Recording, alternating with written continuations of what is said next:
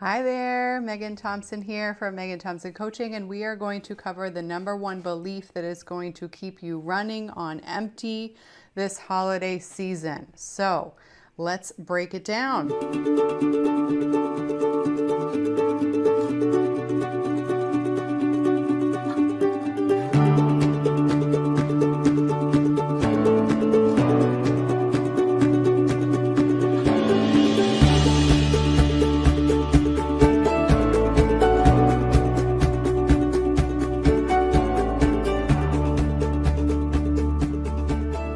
Today we are here to cover breaking out of the meltdown cycle, staying out of the frustration zone, especially during the holiday season.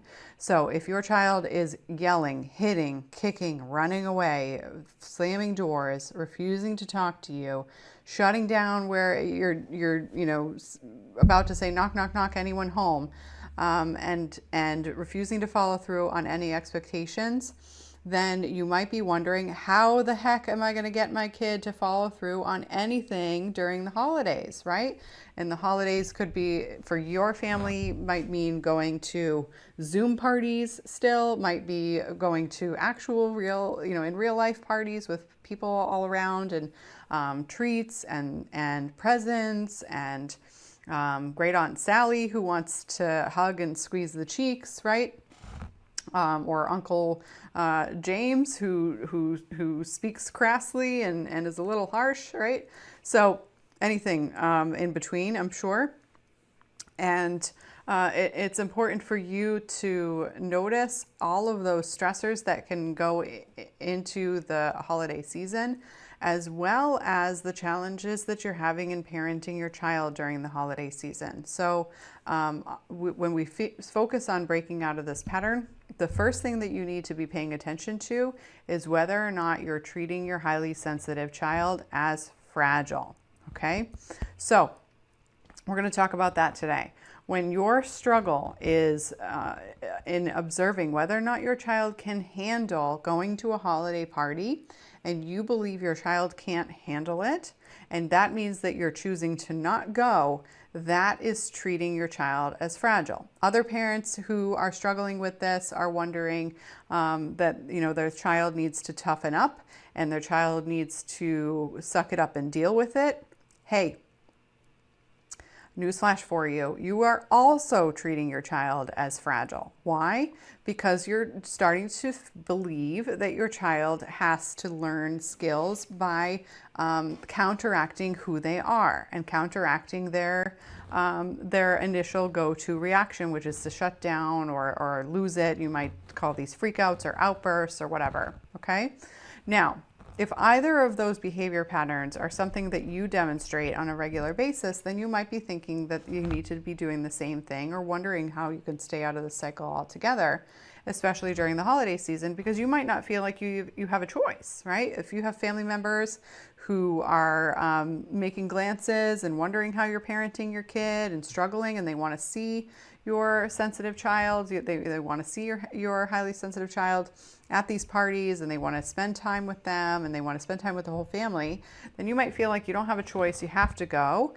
And you might be wondering what your backdoor option is, or how you're supposed to deliver that news to your child in the first place, okay? Now, this is true if it's related to school parties, helping your child dress relevant for the holiday parties, bring, and deal with all the cookies and cakes and different treats involved in these holiday parties as well. In addition to holiday music and presents, and whether or not they'll get the present they're hoping for, etc. So all of this is important to pay attention to when you look at gradually helping your child get used to these expectations and supporting them on that very same day to follow through at being in the party. Then you are not treating your child as fragile. But if you are trying to wonder, how long you have to last, figuring out how many hours your kid can tolerate and shaving off an extra one so that you can avoid a meltdown, wondering and telling your kid that if they don't behave at the party, then they'll lose presents come whatever holiday you celebrate, then that in and of itself is showing your child that you don't believe in them. And then you need to be in control of the dynamic that you are wanting them to follow through on.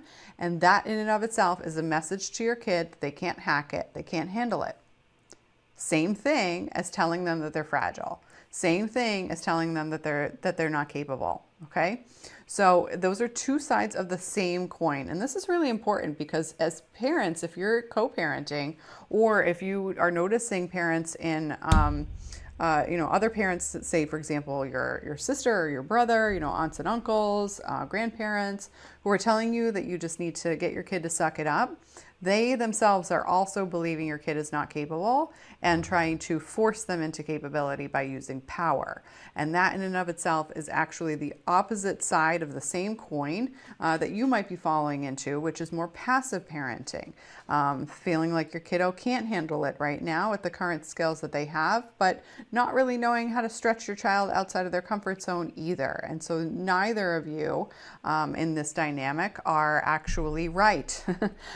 Both of you, both sides of that coin need to come towards the middle. You need to be able to prepare your child for these events, support your child in noticing the patterns of your family, what they can get used to, how they might be experiencing it as a child, what might be different this year compared to last year, as well as helping your child notice their expectations. And this is incredibly important because unmet expectations is what causes conflict. Okay, so you might have an expectation that you're going to go to this party and no one's going to say anything about your parenting, and no one is going to give you a glance otherwise, and they're going to allow you to parent your child free from judgment. And if you go to this party and you get snarky remarks from Aunt Sally and side glances from Uncle Bob, then you might experience conflict for yourself. You might feel like you have to engage in conflict by saying something, or internally wonder and experience conflict in yourself. You might wonder, am I doing it wrong? You might start to second guess your decision. You might start to second guess your principles as a parent, or you might start to second guess your value of the relationship with those family members or the quality of character of those family members. And that creates conflict, right? It is hard for you to continue to trust that person. It's also hard for you to build a relationship and continue to foster that relationship with that person. It will cloud your judgment. Conflict will cloud your judgment. And so when we think about being able to observe what your expectations are and whether or not those expectations are being met, one of the things that we teach our clients is to be able to experience something and observe it without judging it. Okay? Because if you go into this situation and you're expecting to be able to parent free from criticism, free from side glances, free from peanut gallery comments, and you go in there and you don't get that, right? Then when you're stuck in the meltdown cycle, it is very likely that you will jump to a judgment. This is not cool. How dare they say that to me? I can't believe they did that. And you'll be offended. Right? So your offense might take place and you might respond in defense, right? Offense. You might respond in offense by trying to tell somebody, I don't like the way you're talking to me, or I get to parent the way I want to parent. She's not your kid. Leave me alone, right? Or you might get offended and try to defend your stance by internally keeping that. Great Uncle Bill doesn't know anything. Whatever. He's old and old school, right? So in that respect, you don't get the opportunity to talk to Uncle Bill about what's actually happening in that relationship and why you're doing things the way you want, and potentially influence Uncle Bill's opinion so that he isn't giving you glances of uncertainty of whether or not you're making safe choices with your daughter, but instead giving you glances of, oh, this is hard, good on you, you're doing it a different way, and that must be tricky, but I admire your persistence, right? Now, if you're not having those conversations, or you're immediately offended in this dynamic, then you won't be able to have any sort of productive and constructive conversation, right? So you have to be able to respond to any of these relationship rifts or unmet expectations with a non-judgmental stance. You have to be able to respond with, oh, they have an opinion, it's not the same as mine, it is what it is. Rather than, they have an opinion, it's not the same as mine, that's wrong. They're the worst. I'm wrong. I'm a terrible parent. Second guessing your own parenting. Or my kid is not measuring up yet. There's something wrong with my kid. Okay? So all of those judgments will keep you stuck in the meltdown cycle. And this is critically important to observe because the meltdown cycle is a survival cycle. Okay? If you're stuck in the meltdown cycle, you will be in survival mode. So there's no judgment that you're judging. It just is what it is, right? And because this has been a pattern that you've been dealing with for years likely, or at least several months in order to notice that it's a pattern, right? And so your body is responding with frustration automatically. Your body is, and your mind is responding with offense automatically because you're used to being bothered by things day in and day out. And so when things bother you, you might have a hairpin trigger. And that's going to happen in other avenues of your life. It's going to happen in relationships with your spouse or co-parent. It's going to happen in relationships with your relatives if you don't feel supported immediately by them. And it's going to happen in your relationships with yourself. So the very first thing that you need to observe is, number one, your kid is not fragile. But number two, neither are you. Neither are you. That means that you have the ability to slow down, pause, observe whether or not your automatic judgment is actually helping you stay safe in the situation, which is what survival mode does. Or if it doesn't, okay, if it's not helping you stay safe, then you get the opportunity to change how you're thinking about the problem. Now, if you've ever heard the concept, perception is reality, right? You get to change how you're perceiving the situation. Maybe you decide to perceive that Uncle Bob or Uncle Bill just wants what's best for you and for his niece, right? Or great niece, whatever, depending on how you're picturing who Uncle Bob is. Or you're wondering if Aunt Sally just wanted a quiet holiday because she's an older lady and she can't really tolerate loud noises anymore. And your kid yelled that she didn't like rice pudding and she was startled by that. And so she said, quiet down, right? And she didn't leave the parenting to you. Instead, she responded reactively. And your response took, you might have taken that personally. You might have added meaning to that experience because why? You've been dealing with this for a long time. Okay. And so you're used to adding additional perceptions to this situation. But it's important that we teach our clients to zoom out. Okay. Zoom out of the situation and ask yourself, is what I'm jumping to the conclusion the only experience that I'm having and that's possible in this moment? Or could I be thinking about this in a different way? Now, you can say, Megan, that's great. I can think about this in a different way, but that's still not going to change the fact that my kid yelled, I don't like rice pudding in the middle of dinner and embarrassed everybody. Yeah, of course your kid needs to change their behavior too. But without changing your behavior, your child will not be available to change your behavior. Why? Because if you're embarrassed in that situation, or you're mad at Aunt Sally or Uncle Bob for whatever reason, and you're taking that personally, then you won't be able to have a safe conversation with your kid. Instead, you're going to say, see, I knew we couldn't have handled it. I knew you were going to be ridiculous. You either say that to your kid actually in reactivity and then hate yourself later for it. Or you'll say it in your mind and you'll be like, I knew we shouldn't have pushed it to dessert. We should have left before dessert. And in either of those situations, or you might punish your child, you know what, no dessert for you at all. There is actually cookies available, but since you were so rude about dessert, you won't have any of it, right? And overpunish because you're trying to control your kid. And all of those situations are not going to effectively move your child out of the dynamic of the meltdown cycle of acting in unsafe or inappropriate ways, in family situations, in holiday parties, or in general in life at home too. Okay, so sure, we're going to be focusing on just one part of the puzzle today because it's the holiday season. You are likely busy, And I don't want to continue to focus on every single thing that you need to focus on, because when we work with our clients, they know that this is much more complicated than just a quick tip or a trick to solve this problem. You need to be able to systematically break out of this pattern.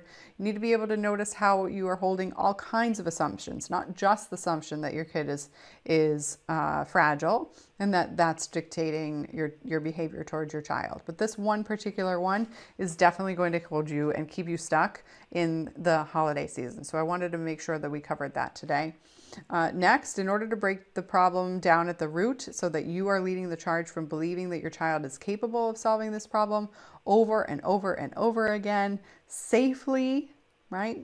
Safely, and communicating their emotions not only safely but also in a developmentally appropriate way, by creatively solving their problems too, and spontaneously doing that without your help, then you need to be able to follow different ways to shift out of this pattern. And that requires a multi-tiered approach. You need to be able to change the way you think about your child. You need to be able to shift the dynamic in your house so that it's much more playful and less focused on noticing what's not working and staying stuck and trying to change your child every other moment or on a daily basis, ending the day and feeling like your kid needs to be a different kid, or you don't know how to help your kid present in a safe way, right? And having that be the majority of your life's experiences.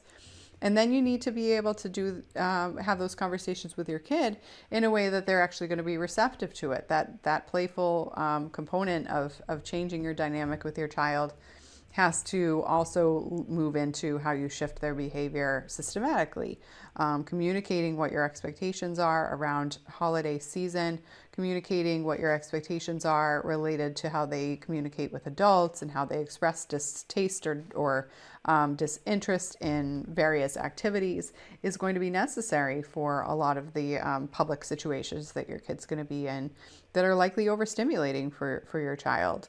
And you need to be able to notice that fact and set expectations that aren't above your child's capacity right now, so that you can help your child reach their ultimate capacity, their ultimate potential, without expecting that gap to